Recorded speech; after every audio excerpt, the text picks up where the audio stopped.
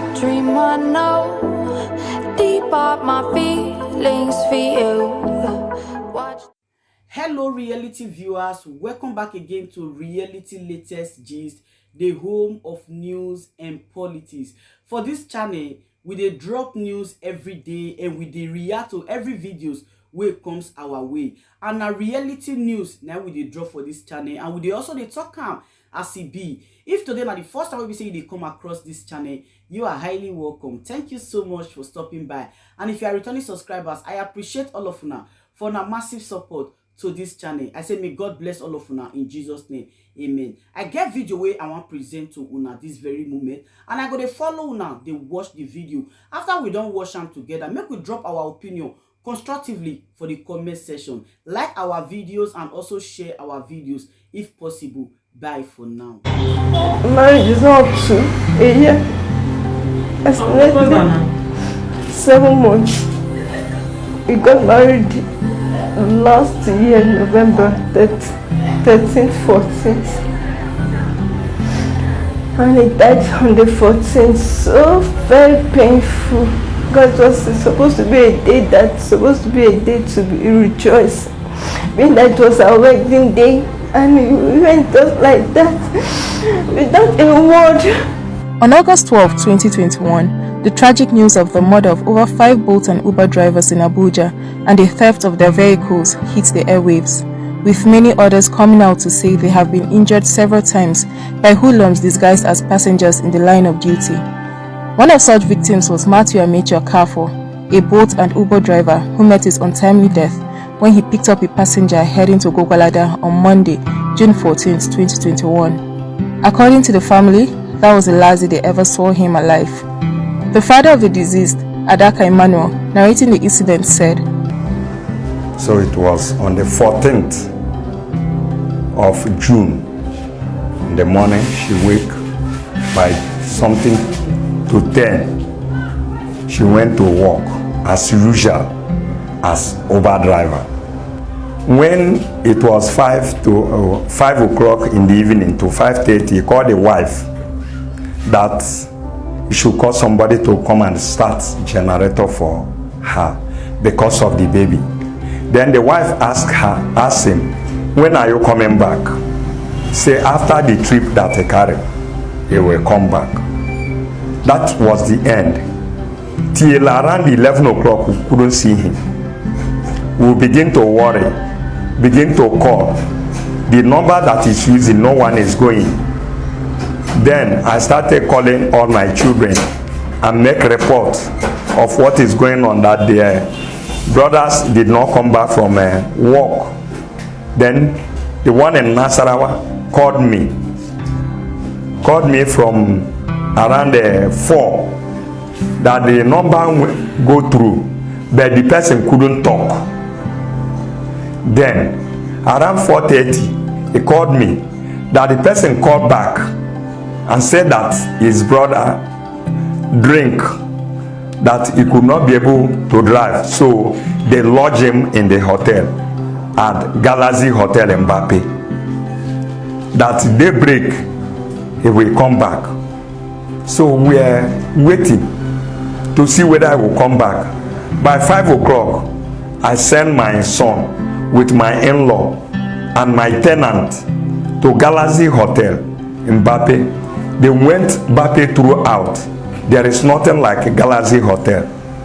They go to Kubwa, the Galaxy Hotel there, they didn't see him. All the whole Galaxy Hotel in Abuja, they went, they could not find him.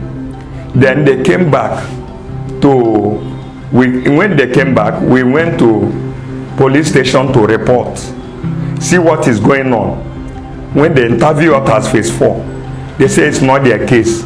We should take it to Biaji police station. Then we come to Biaji police station. Then from there, they did not answer. From there, the Biaji divisional police called Gwagwalada, called other places. Emmanuel said while all this was going on, they reached out to Bolt to request his last trip. Initially, Bolt refused to divulge the information, but after much persuasion, they finally agreed and said his last trip was around Gogolada. They went to both office to go and collect the last place that the boy went. They refused to give us. So we tried to get the place. They refused. It was by quarreling. Before, they didn't even give us. They only tell us to go to Gwagwalada houses. Where and where have we found the? But we say we have found Bape and other places. So before they say we should go to Gwagwalada houses, but the standing is that we should go and bring police report. That is only police they will give the direction. So we are asking them, how you say you will only give the police, this is our son, the person that went to work since yesterday, he could not come back. Now you refuse to give us the direction, and you have it in your record before they tell us to go to Gwagwalada houses. The deceased father said one of his sons, his tenant, and his in-law went out on Tuesday, June 15, 2021 to Gwagwalada, and after an intense search, found the Okafor's body at the Gwagwalada mortuary. Then we went there. When we searched all the places, we could not find him. Even the one that they say is one galaxy there, very quack area, and nothing like him there. Then we come back. Then when we searched, we could not find him. Then we went to police station. Even we almost tired because it was around to 7. Something we started by 5 o'clock. So somebody told us that there is one police command in Gwagwalada. Then we went there. When we reached there, we reported the matter with the picture. The DPO then shook head and said that this boy is dead, that they used knife and killed him. So that somebody came and reported that we are very lucky. Something that happened yesterday. How do we manage to come there? That there are some other people in the mortuary. So we went. Then my son and my tenant with my in-law, they went that Tuesday to go and see. They saw him. But when they come back, they could not tell us what happened. The family, still unaware of what had happened to their son, got a call on Wednesday, June 16, 2021, from one Theophilus Musa, whom the deceased father said was the one that allegedly killed his son, asking for 20,000 naira as a fee for rescuing the late Okafor. In the morning on Wednesday, they say they are going back. They go back to Gwagwalada. Then this particular person that killed him, named Theophilus Musa, according to the father, he called us that we should send 20,000. That the boy is with him. They say that the boy is stranded. That according to him, that Fulani herdsmen, Holam. So he begged them to leave the boy. But as they leave and now, with the vehicle, the boy will not get money to take fuel the vehicle and come back. So that the boy is stranded. That is what that was the message from the. Then we asked him, now how are we going to do? He said we must bring 20,000 to enable the boy to come back. We ourselves never know that the boy is dead, but my son and the other one that went to Gwagwalada has already known. They never tell us. That is why we send 5,000. Then they collect it and tell us that the 5,000 is not enough. He said what he wants is 20,000, not 5,000. He even called us that Wednesday when we discovered. Even Thursday he still called. He never knew that we have known. According to the father, the police saw late Okafor's body on the floor while his vehicle was taken by the people who were suspected to have killed him. At where they saw the disease, It was Jeremiah Husseini Street in Gwagwalada. I don't know the particular place because it's only the police who know the particular place. Because they are the one that take the deceased to the mortuary. They killed him inside the vehicle and dumped him by the road and took the vehicle away.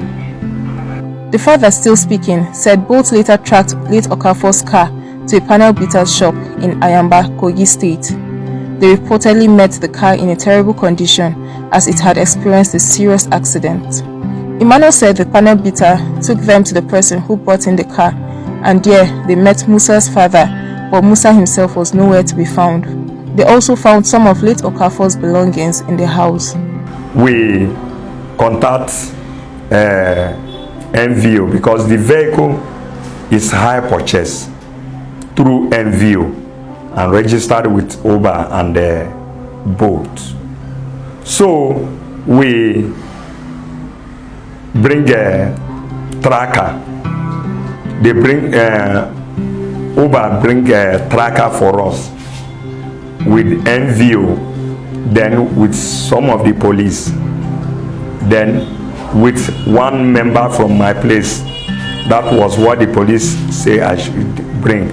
Then all of them went to Anyangba, that is this in Kogi. So the tracker lead them to the Panebita workshop. That is how they go to Panebita workshop and saw the vehicle. They waited for Panebita to come. The Panebita come and they arrested the Panebita. Banđítś say is somebody that gave them the vehicle. They go and meet the father. He carried the Banđítś to go and show us the house. Then he take us to the house. There we see the Banđítś, see the father. According to the father, say it's not him that is the son. Up till now, we never see the son. Then inside their house, we discover my son Bible and some clothes that he used in doing drama in the church with the charger and some other things, which is in the police station. The deceased father said the police arrested the panel beater and Musa's father and handed them over to SARS in Garki, Abuja. After some weeks, the IPO identified as Azuka allegedly asked them to pay some money in order to use it and track the phone of the deceased and also the suspect. Then they arrest them and bring them come here in Abuja. From Gwagwalada police station, they send on to force headquarters at Gariki. From there, they send us to this SARS. Then we reach SARS, we hand over them to SARS. It was surprisingly to us that when we go after some weeks, they call us to bring money that they are going to track the phone and the place. Then we went. When we reach there, then we give them 60,000. They refuse. We give 100,000 to them. They collected.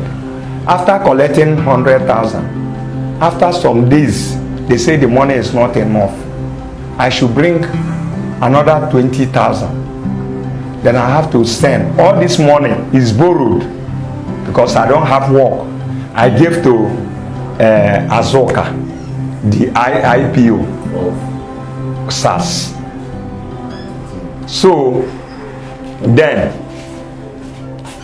they say they are going there to go and find out the boy. Then we are surprised when I called him. How far?